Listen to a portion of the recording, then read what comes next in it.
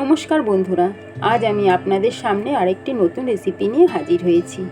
এটি হলো আমার বাবার কাছ থেকে শেখা কাতলা মাছের ঝোল, যেটা নাকি কোনো রকমভাবে কোনো পেঁয়াজ রসুন পড়বে না, তবুও এটি খেতে অপূর্ব।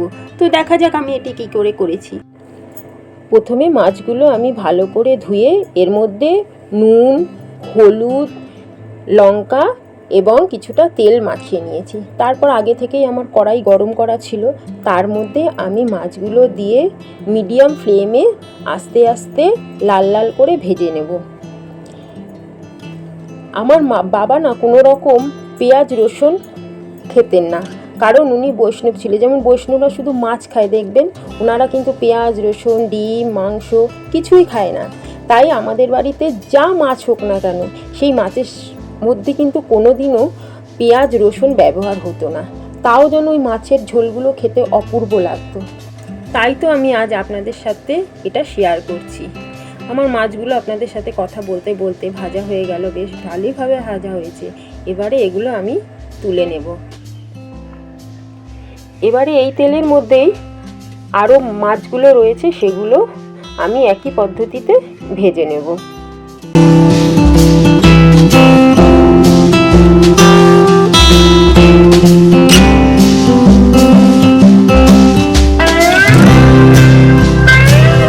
এবারে এই মাছের তেলের মধ্যে আমি আরেকটু তেল যোগ করেছি।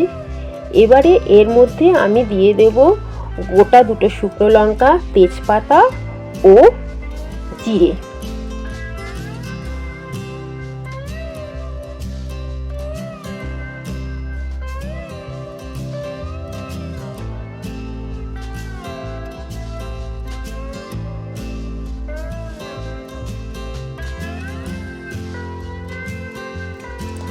এবারে এর মধ্যে দিয়ে দেব একটা বড় টমেটো কুচি। এই টমেটো কুচিটাকে দিয়ে আমি ভালো করে নেড়ে নেব, যাতে টমেটোটা একটু ভাজা ভাজা হয়ে যায়।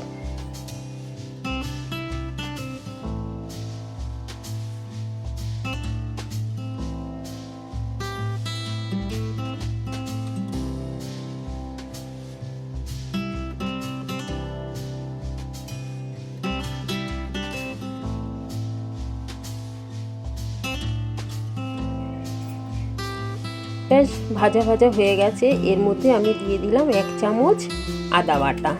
এই আদা বাটাটাকে দিয়ে আমি ভালো করে নেড়ে নিলাম, যাতে আদার যে কাঁচা গন্ধটা আছে সেটা চলে যায়।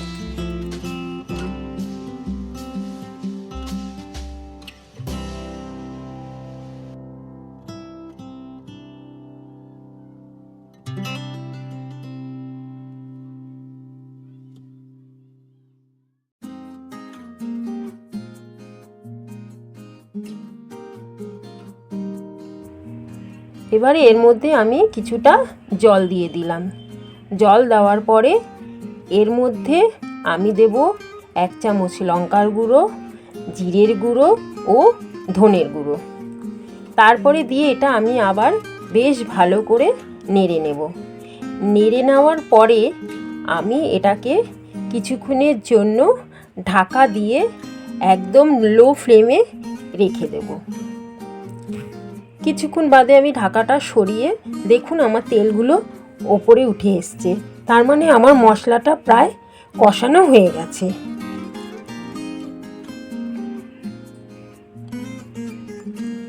এবারে এর মধ্যে আমি দিয়ে দিলাম কিছুটা বাদাম বাটা।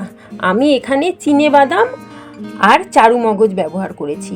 আপনারা চাইলে এর মধ্যে কাজু এবং চারু মগজ বাটা ব্যবহার করতে পারেন। এবারে এটাকে আমি ভালো করে মিশিয়ে নেব, যাতে সব একসাথে মিশে যায় এবং ভালো করে কষানো হয়ে যায়। ব্যাস আমার কষানোটা হয়ে গেছে, কারণ তেল ছেড়ে দিয়েছে। এর মধ্যে আমি দিলাম পরিমাণ মতন চিনি এবং নুন দিয়ে আমি আবার ভালো করে ভেজে নিলাম। ভেজে নেওয়ার পরে আমি এর মধ্যে এবারে অ্যাড করব আমার আগে থেকে ভেজে রাখা আলুটা দিয়ে এবারে আমি ভালো করে নেড়ে নিলাম, যাতে মশলাগুলো আলুর সাথে মিশে যায়। যে বাটিটায় চারুমগজ বেটে রেখেছিলাম সেটাই করে একটু জল দিয়ে দিলাম। এবার জল দিয়ে আমি আবার ভালো করে নাড়িয়ে নিয়ে আবার কিছুক্ষণের জন্য আমি এটাকে ঢাকা দিয়ে রেখে দেব।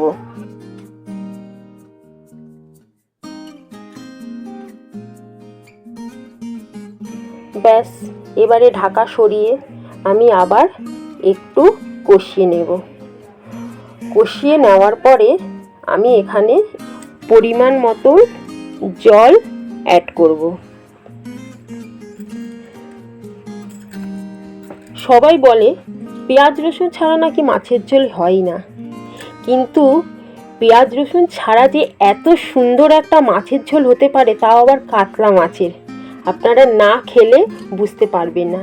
ঠিক এই পদ্ধতিতেই আপনারা মাছের ঝোলটা করবেন। মশলাটা যেন অবশ্যই খুব ভালোভাবে কষানো হয়।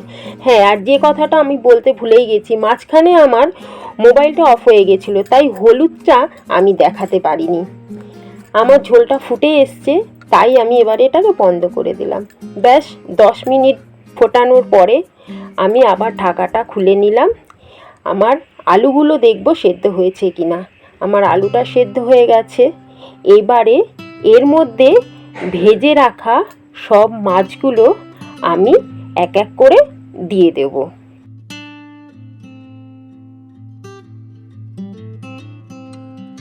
মাছগুলো দেওয়ার পরে আমি গ্যাসটা মিডিয়াম করে একটু ফুটিয়ে নেব, কারণ মাছগুলোর ভেতরে ঝোলটা ঢোকার জন্য, না হলে তো টেস্টটা আসবে না।